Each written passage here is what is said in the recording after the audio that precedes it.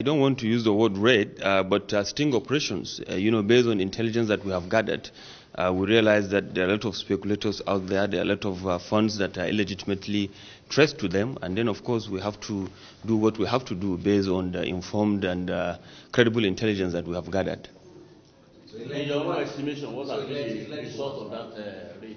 The result, was a very successful one, and we are analyzing the facts that we have gathered, and we'll continue to do that, until, of course, the information is otherwise. What do you mean by successful? Successful in the sense that we got an intel that says that there is this, and then we went for it, and then we realized that yes, it is true, and then of course, based on our mandate of fighting crime, we realized that yes, the funds and intel is leading towards that, and that is why it is successful. How recoveries were made? So recoveries were made? Of course, recoveries were made, and recoveries will continue to be made. I don't want to mention figures in terms of the amount, but it is huge. Okay, what about having figure already out there in public space? Yes. About $6 million or so. Well, the figures are the figures. Okay. My question. Yes. Naira Redesign, how significant is it in the fight against corruption? Oh, it is. It is very, very, very, very significant. You know that there is an obligation of money laundering law that we have, in which an individual is expected to carry out a transaction that is above 5 million naira through the financial institution.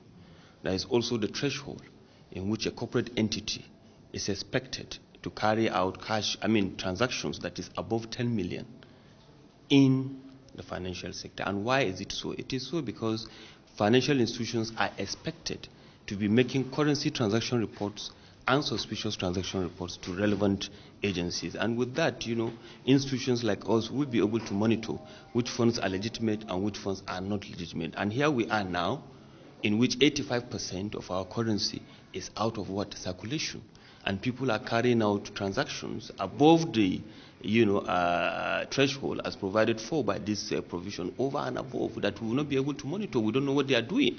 These are the transactions that are creating and giving avenue, to other forms of crime that we are seeing in this country.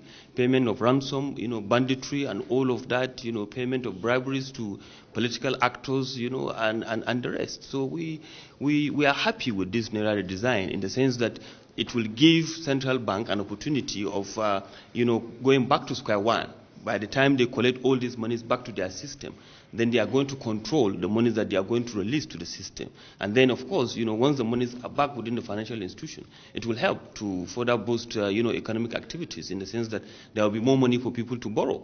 You understand? And then we, on our own part, will have the avenue of monitoring what are we doing with all these huge resources that are out there before, that are now within the financial institution. So it is a good thing for all of us, for the entire country, and that is why we are calling for Nigerians to embrace the policy, to thank the president for coming up with this, and then of course to champion the cause of the successful implementation of this Naira Redesign. On our part, of course, we will continue to call on Nigerians that the whistleblower policy is still on and running, and for information that of course Nigerians will come forth with, they stand the chance of getting up to 5% of what we will successfully recover that are illegitimately earned. On your fight against cybercrime, I believe you also act on intelligence. But my worry is the way your operatives carry out their assignments. They go into places where they are acting on intelligence, but the manner they go in, they break into doors, break into windows, and demolish so many things. But in the end, they might not find what they're looking for. And they leave the owners of those things with damages to take care of. Is there no better way that your operatives can assess, places they want to look for, possible criminals? We are aware of this issue that you raise, but it's minimal, it's negligible.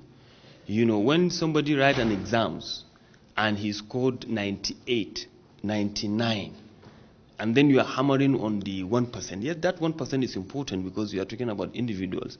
And for issues of this nature that you have mentioned, we have been addressing them time and time again. We should have positive outlook and positive approach to these issues.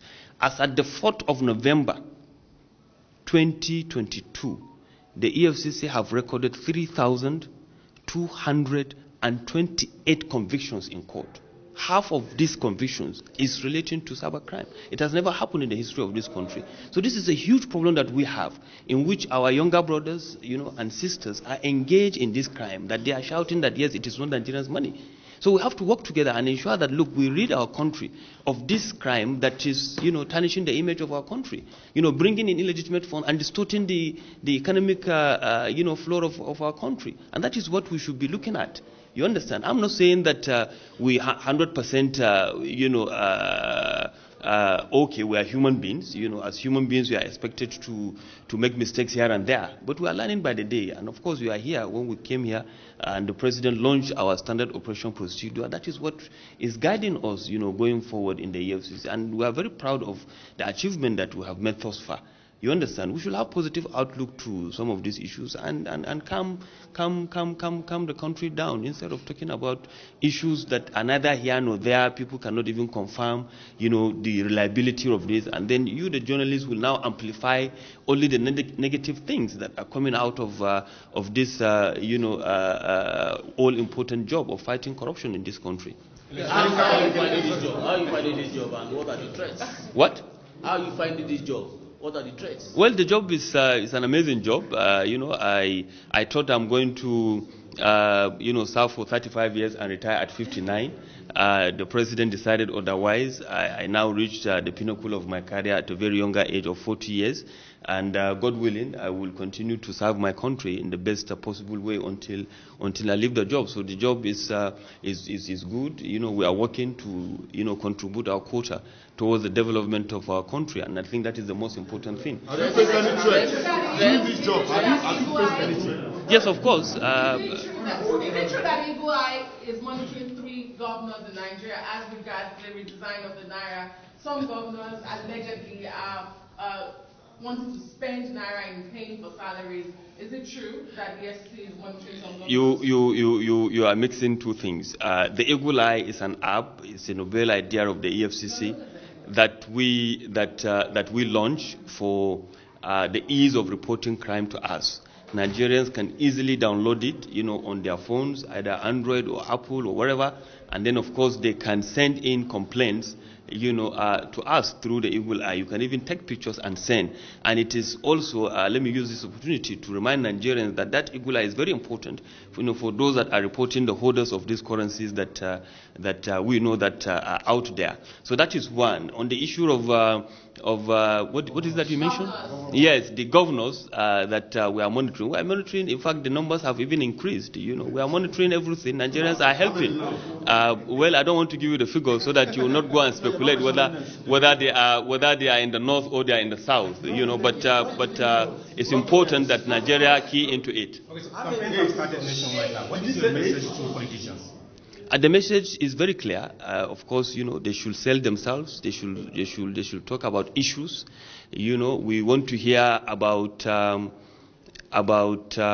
how they are going to solve the problems, not what the problems are.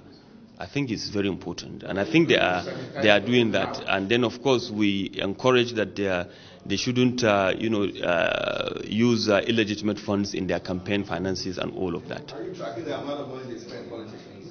Any other question? Yes. The court ordered your arrest. Why are you not in JP?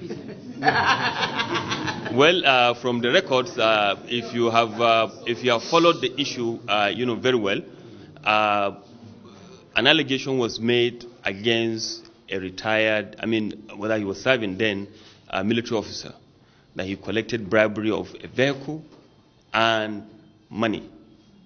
And he was charged to court by the EFCC. And at the end of the case, he was discharged and acquitted. Why? Because the giver of the bribery, we couldn't get him to come and testify. That is the information that I have gotten. And then, of course, he was asked to be given his, what do you call it, items, that are with him, which the EFCC have appealed, the matter. Of course, they file in the contempt long before I'm the chairman. And if it is an issue of a contempt, it's a quasi-criminal matter. There are some forms that you have to unveil the veil of the corporation and serve the individual that is being charged with with contempt. And from the records, that has not been done. And it has to be an individual, not the seat that I'm occupying. And these are issues that have been on before I become the chairman. And when I came on board, I reviewed it. I approved that let the vehicle and the monies be released to him, subject to the determination of it is in compliance with what we have been pushing, to allow the rule of law, to take its course. And in June of this year, the car was released. We have started the process of releasing the funds when we got the judgment, which of course we are all surprised about, but we are able to go back to the court, and the court have seen reason to us and has completely reversed that earlier decision. So that is where we are now, and I think it has clarified the issues. The president in your efforts to sanitize this? You say what? How supportive is the president in the discharge of your mandate? What has he been telling you? The president is 100% supportive. From day one, everybody knows that the president is the anti-corruption champion. And of course, he has been supportive, in whatever need that, we need. Of course, it is not all about political will, but political action. And he has exhibited, both in what we are doing. And of course, as the saying goes, this issue of Naira Redesign that he came up with is helping us tremendously to sanitize the entire system of this hoarding and money laundering that is taking place, with cash, all around the country. And we have to just pray for the president to give him, more wisdom and good health to continue to do all the good things that he has been doing in the last 7.5 years. What has he been telling you? What has he been telling you? He has been encouraging me, all along. And of course, whenever we meet, I tend to tap from his knowledge of this country, because he has been in the public space for close to 50 years. So he knows, the good, the bad, and the ugly of this country. And I'm very happy and opportune, to be having these kind of meetings with him, in which I'm being guided on so many things that I need to know as a young man, growing up in public life in this country. What brought you to the villa today? What kind of question is that? Can I answer you? Yes. My work. I'm here to discharge my responsibility. We also come about something. You said 8. Well, I didn't know whether I mentioned numbers, but if you want to cook up your numbers, you are entitled. You are entitled to your own opinion about that. Yes, Adamu. Anything? Thank you very much. You have said that the dollar crashed to 200 naira to $1. Yes. So what do you actually? How's going to happen? Well, you see, I'm a student of economics. My first degree is in economics. I'm not claiming to be an economist. I'm not an expert in that. But I do know that value of the currency, of course, can be gotten through some real economic activities. But from what we are seeing these days, the dollar is up 890 and then it is down 690. What happened? Is it that we have all of a sudden within 10 days carried out some, certain, miraculous economic activities to warrant, the crashing of the USD, and then we just realize that it's just about speculation. Majority of these, transactions on USDs that is happening, on the streets and among individuals are not for any economic reality. They are just using it as a means to store value. And that is why it can go up and that is why it can come down. And as a Nigerian, I wish, of course, let the dollar come down to what? To 200 naira, so that at least we will not be, relying on imported goods, but rather to build our own economy here, and then we move on, we take it on from there. And we believe with this issue of Naira Redesign and with the good government policies that is being pushed, dollar is going to crash to 200 naira, God willing.